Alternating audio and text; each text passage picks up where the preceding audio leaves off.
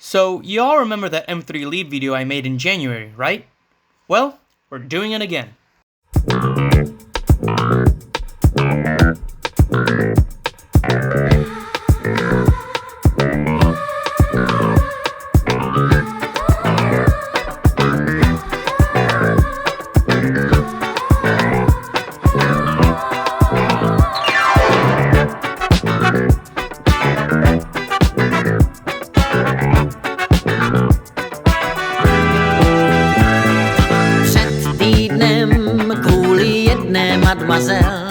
V prachbídném stavu jsem se nacházel, zničen zradou.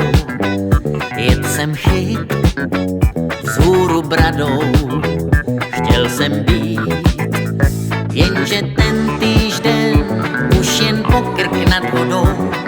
Skvost všech žen potkal jsem vám náhodou, řekl jsem jeden, bude bál, k čertu zjedem. Žijeme dál, žál se odkládá, změna termínu, útěk ze stínů, to jsem zvlád. Žál se odkládá pro můj nezájem, stojím před rájem a jsem rád.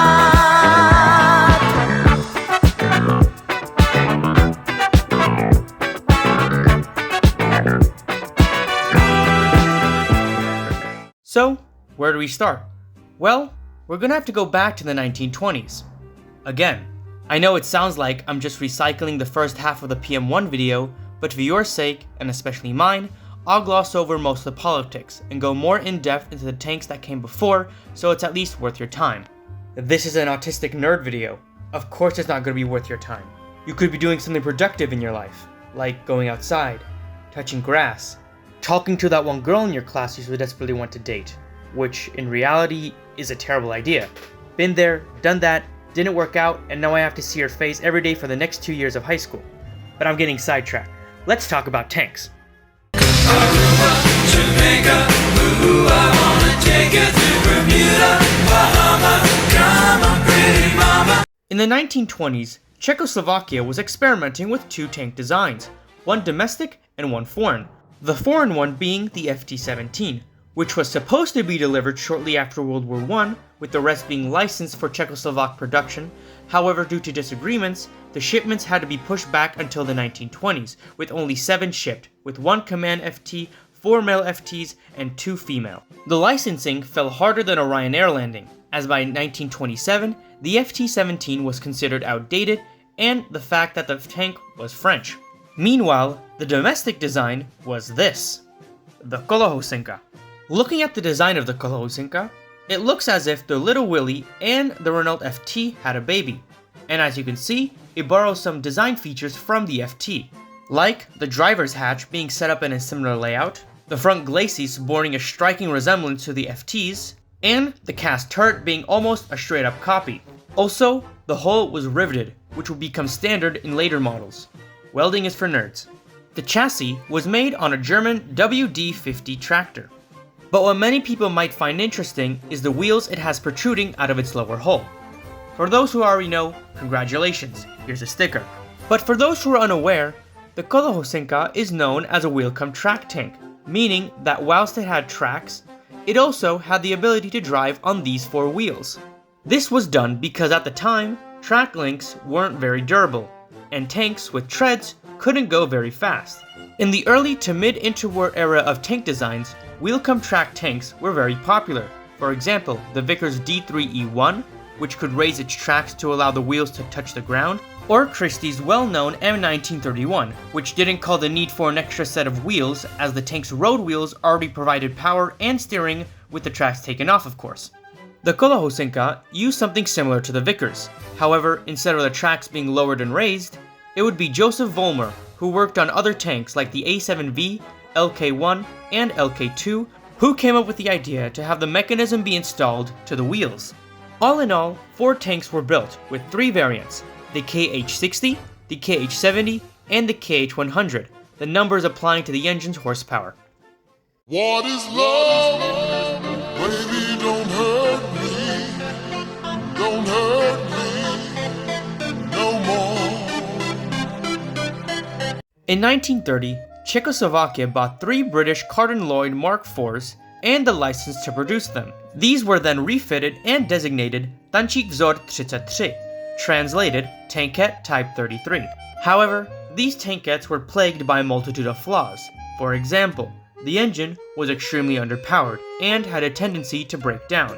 The machine gun mount had a very small field of fire, and not to mention that the crew conditions were worse than your average T-34.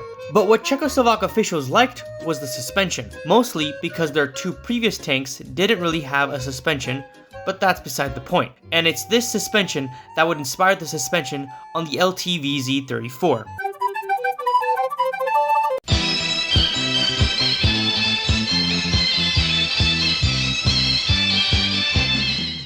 As you can see, the Lt.Vz 34 is the first time Czechoslovakian tank design really came into its own in terms of external design. The suspension, at first glance, looks like an enlarged Carden Loyd suspension. However, due to the 34 being much larger and heavier than the Carden Loyd, the leaf springs had to be enlarged and moved above the road wheels. Even though the order was laid down in 1931, it took 2 years until the design was finalized. When evaluated, Czechoslovak officials were very pleased with the design, and in April, they placed an order for 50 tanks, with the first 6 serving as pre-production models, and were to be delivered by September. However, because this is Czechoslovakian tank development we're talking about, the delivery of those 6 tanks were pushed back till April of 1934, as Czech.A ordered their metal plates from Poland, which weren't of the highest of quality. What's worse is that the army rejected Czech.A's proposal to mount the Vickers 47mm L50 in favor of the 37mm Škoda. And it's because of that the contract didn't have a specific gun in the requirements, meaning in order to deliver the already delayed pre-production batch, Czech.A didn't mount the main cannon for those 6 tanks. Fortunately, in 1936, those 6 tanks were sent back for rearmament, where they finally got their main cannon.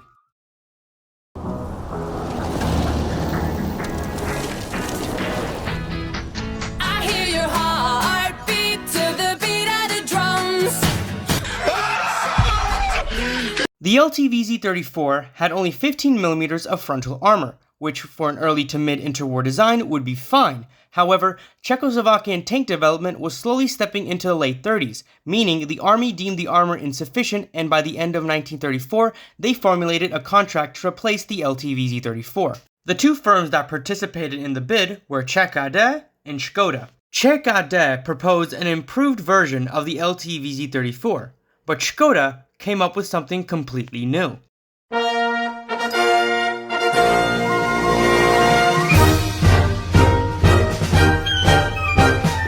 Škoda's design incorporated a driver-assisted pneumatic system, which made the tank easier to drive by using compressed air to help with steering. Not to mention, its 12-speed gearbox enabled the tank to reverse at the same speed as if it were driving forward, meaning if you want to be a pro gamer in War Thunder low tier, you can do the Porsche Tiger / IS-2 strategy where you advanced while reversing, because as we all know, engine armor is the best armor, as long as the round hitting you isn't a modern AP-FSDS or ATGM. I'm looking at you, Merkava fans. Shut up. Thanks to the power of hindsight, we all know that Škoda's tank was chosen for the bid. But why? The 12-speed gearbox and easier handling probably had something to do with it. But even though both tanks had the same turret and armament, that being the Škoda 37mm, there were 2 main reasons why the Škoda was picked. The first was because Škoda's design had greater potential, whilst Czech.A's practically reached its limits. And the second being frontal armor thickness. Remember when I said that the reason why the army was looking for a replacement for the Lt.Vz 34 was because the armor being too thin? Well, Škoda's design had a frontal armor thickness of 25mm. Meanwhile, Czech.A's design only had 16mm, a whole 1mm thicker than its predecessor. Because why not? So, Škoda's design became the Lt.Vz 35, with 434 units built, and much like its successor, was shoved into the German army in 1939, where it was redesignated Panzerkampfwagen 35T. I want to apologize to any German-speaking viewers. However, I'm not sorry because we won the war. Fuck you. For those who don't know, the T stands for the German spelling of Czechoslovakia. It's not a unit of weight. In 1938, the Lt.Vz.35 was first used to suppress violent protests caused by German students in the Sudetenland, which often led to small skirmishes between the students and the Czechoslovak army.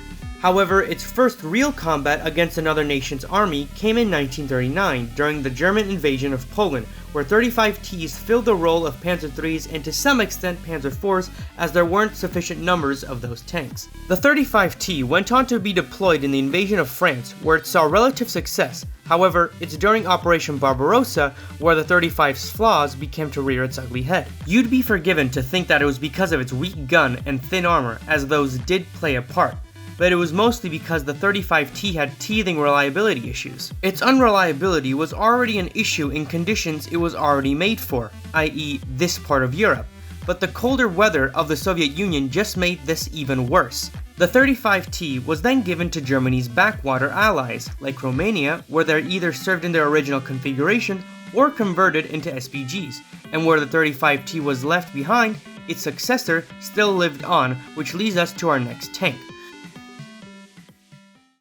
And now, it's time for that moment you've been waiting for! 1, 2, 3, ready? Miku miku! After the disaster that Czech presented in 1934, you'd probably think that Czech would just give up and stop making tanks. What? Why would you think that? First of all, that's not how it works. Czech also made the Lt.Vz.35 even though it wasn't their design. And second of all, Why why would they do that? It's not a good business practice. I know I'm gonna sound like Darman, but just because you had one hiccup doesn't mean it's Jover. Anyway, even though what Czech presented was a disaster, they had an ace in the chamber. You see, in 1935, Czech designers were cooking. Czech wanted a tank that would fully replace the Lt.Vz.35 and serve as a major export model, meaning they needed to avoid the mistakes they made in their previous tank, one of which was the suspension.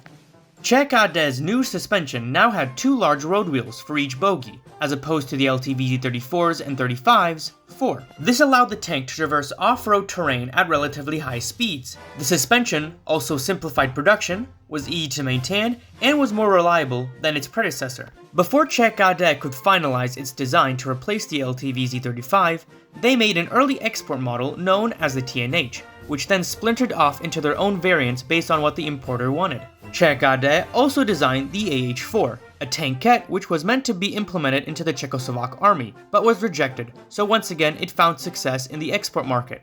The AH-4 also featured a scaled-down version of the TNH suspension. For a few years, Czech found very little success in the domestic market, as Czechoslovakia didn't want to switch to a completely new design. Fortunately for Czech they didn't have to wait long, as in 1938 the Czechoslovak army decided not to increase the production run of Lt.Vz.35s in order to look for newer designs. Emboldened by their success in the export market, Czech's response to the army's request was the TNH-S. It's just a TNH but with a better engine and gearbox. Together with the P2R, which I can only presume was another attempt at making the Lt.Vz.34 design relevant again, the TNH went through rigorous testing. Luckily for Czech the army liked the TNH, but requested a number of changes to the design. Most notably, they wanted the frontal armor to protrude outward in order to give the radio operator/bow machine gunner more room to play with himself. They also requested an increase in the fuel load from 180 to 210 liters, giving the radio operator hatch over his head in case he gets bored of playing with himself, and increasing the frontal armor to 25mm, as prior to these changes, it was, drumroll please, 15mm. Come on, Czech, we've been through this already. Just stop it. Once the requested changes were implemented, Czech presented it to the army, where it needed to complete a 7,740km test run. Czech's design successfully completed the run with only needing minor repairs, meaning that this interwar design is more than 7 times more reliable than a German late-war medium tank, which honestly doesn't surprise me. Don't worry, that tank's time will come. Thanks to the successful trials, in 1938 the army accepted them into service and the TNHS was redesignated to Lt.Vz.38 with 150 ordered. However, because there's always a however with Czech production was delayed due to cost disagreements between the army and Czech AD. The fuck you mean they can't sell their tanks at full price? If I can do it in arms trade tycoon, so can they. Fortunately, both sides came to a compromise, and the contract was signed, but due to the political complications, the contract was never fully fulfilled, because... So yeah, Czechoslovakia was invaded by Germany, and Germany did what Germany does best, that being stealing other people's tank designs. And the tank that caught their eye was the Lt.Vz.38, and ordered Czech AD and Škoda, now part of the Nazi war machine, to build more. Subsequently, the Lt.Vz.38 was redesignated as the Panzerkampfwagen 38T and had its crew layout slightly altered. Prior to the Nazi occupation, the Lt.Vz.38 had a crew of 3, a driver, a radio operator, and a commander that had to do the job of 3. However, once the Germans took over, they crammed in a loader in order not to overstress the commander. Like its predecessor, the Panzer 38T first saw combat during the invasion of Poland and subsequently saw combat in France and up until the invasion of the Soviet Union. And, just like the 35T, it's during Barbarossa that it started to show its shortcomings. However, unlike the 35T, where the main problem was reliability, the 38T's problem was armor and firepower, meaning it either needed an upgrade or a reconfiguration. Since the 38T couldn't house a bigger gun in its current state, the Germans decided to switch the role of the 38T from a front-line tank to an SPG, creating the Marder III series of self-propelled guns, which I will get to. Now, I can finally get to the part which this entire video is based on.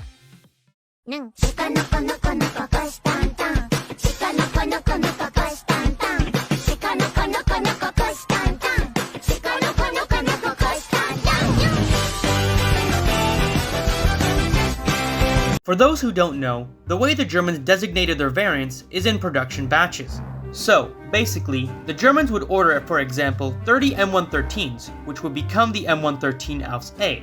And once Germany wanted to order another batch of M113s, this time with wings and a turboprop, then the batch would become the M113 Ausf.B. Sometimes, these changes could be minuscule, like giving the tank slightly different road wheels, or game-changing, like giving it a new and improved gun. Sometimes, these changes can happen during a production batch, like with the Panzer IV Ausf.F. Not to mention that absolutely nothing has to change, like with late Ausf.Fs and early Ausf.Gs, so not everything I say can be 100%, because this is Germany we're talking about. Their designation naming is more fucked than a young news reporter near Frank Underwood.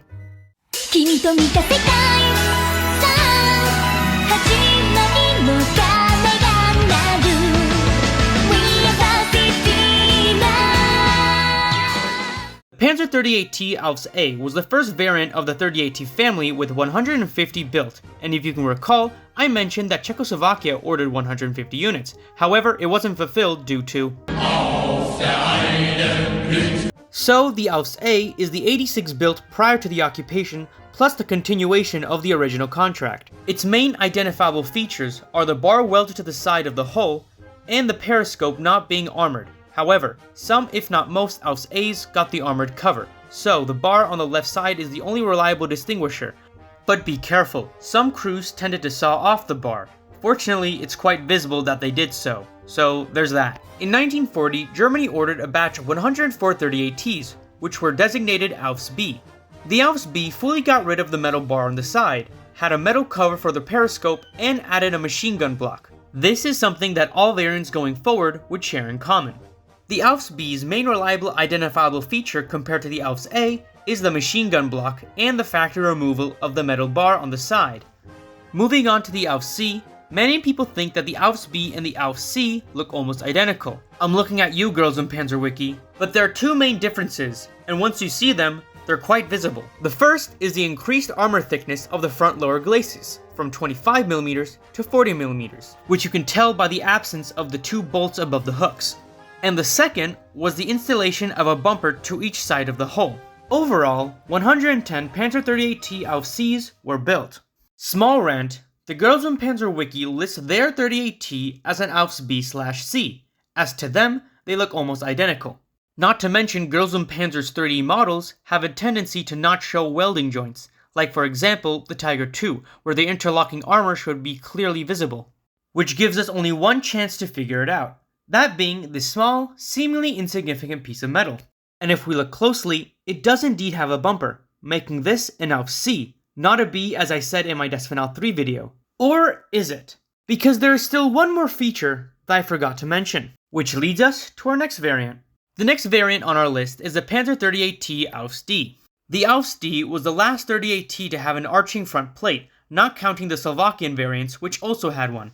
The Ausf.D was also the first 38T to have its original Czech aerial switched for a German one, making it an identifiable feature of the Ausf.D, with 104 units made. Late Ausf.Ds also came with new tracks, which are easily distinguished by looking at the teeth. These tracks later became the norm for each variant moving forward. And it's precisely these features why I think that the 38T in Großen Panzer is actually an Ausf.D.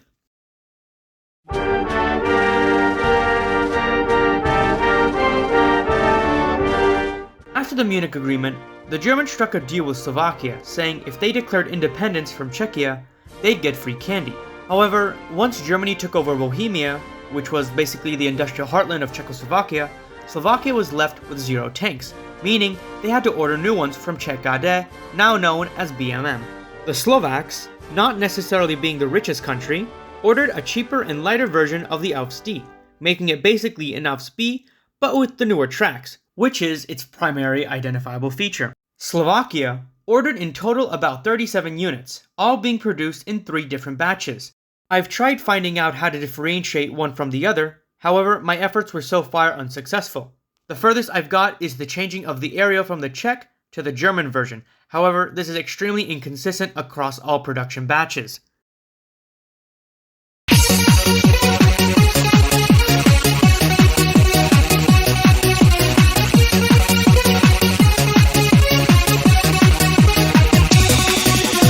The Panzer XXXT Ausf.S was the first variant to scrap the arching front plate for a flat upper plate. The Ausf.S was originally intended for Sweden, however, Germany ceased production and took the already 90 units produced for themselves, opting to sell Sweden the license rather than to share 38T production with a non-Axis aligned country. The Ausf.S is a pretty substantial upgrade from the previous variants. Not only did it switch out the arching front plate for a simpler flat plate, simplifying production as previously mentioned, it also got an armor increase, with the front glacis and turret manlet being increased to 50mm. Its main identifiable feature from previous variants is the upper front hull plate.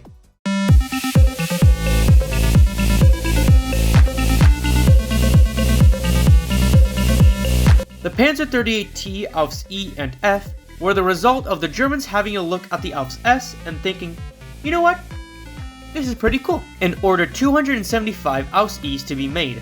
Later, Germany ordered another 250, which would go on to become the Ausf.F. The 38T Ausf.E is easily distinguishable from the Ausf.S as it has new vision ports, and 15mm of add-on armor to its side hull, which you can tell by looking at the rivets. Fun fact, some Panzer XXXT Ausf.Ds also got this add-on armor, the indication being once again the rivets. Moving on to the Ausf.F, the Ausf.F only had one change compared to its predecessor, that being the decision to relocate the headlight from the side fenders to the slope armor plate in the front, thus making this its identifiable feature. And now, we finally get to the final variant of the 38T family, the Panzer XXXT Ausf.G, which is subsequently the most produced variant of the 38T family with 306 units built. Even with the Ausf.G being the last variant, like the rest, it only changes very little, the biggest change being the new track holders. Because of course it is.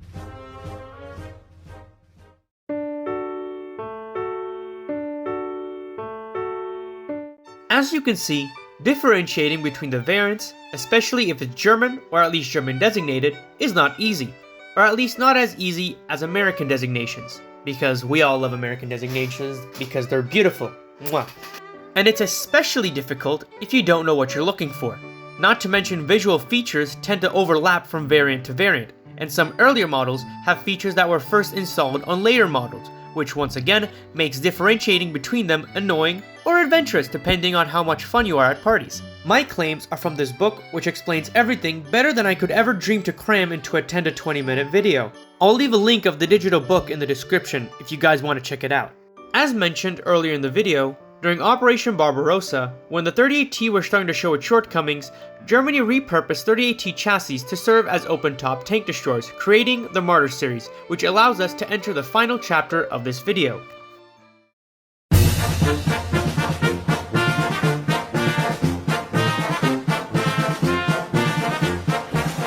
Just to avoid any confusion, when I say Marder, I mean the Marder III, which is the one that used the 38T chassis. Meanwhile, the Marder I used a French Lorraine 37L chassis, while the Marder II used a Panzer II chassis.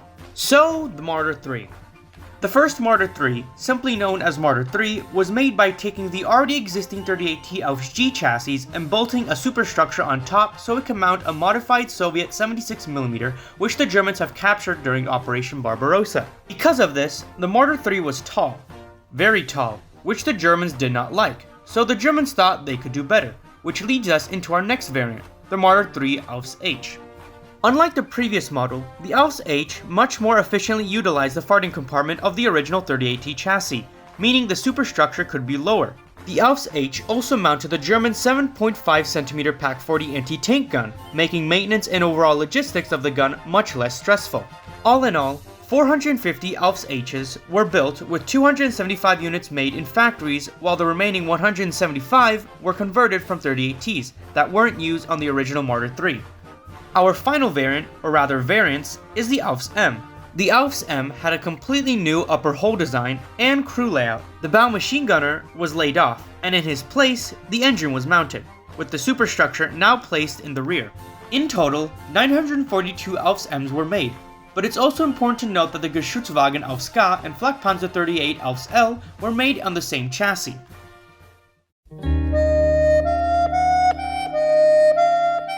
With this, our journey comes to an end.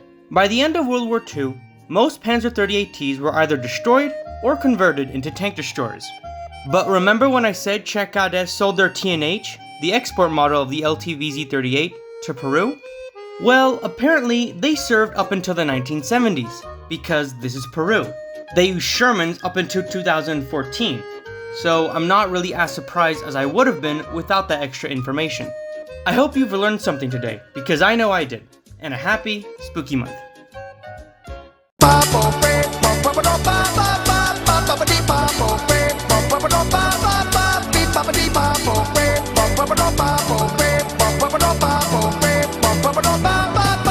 Also, in order to pad out the running time of this video, because I really want to make this video over 30 minutes long, here's a full version of the edit at the start of the video, plus more.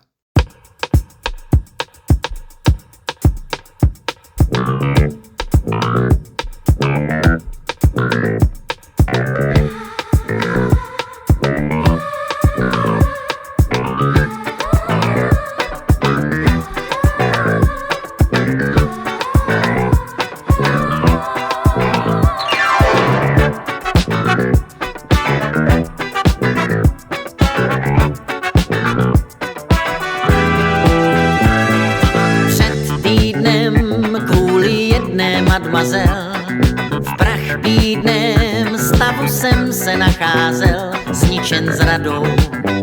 Jet jsem chyt vzhůru bradou, chtěl jsem být, jenže ten týžden už jen pokrk nad vodou.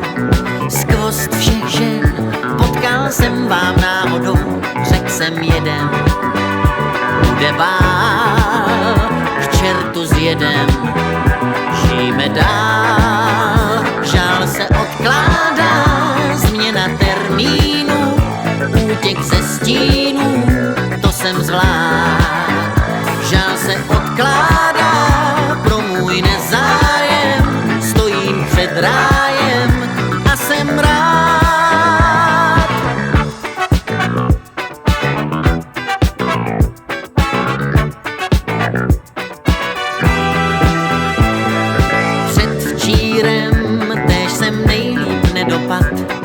Kvartírem se mi přehnal vodopád, co si počít, vážení, zřím si skočit, okení, jenže koukám vám na náš dvorek maličký, zrovna tam kluci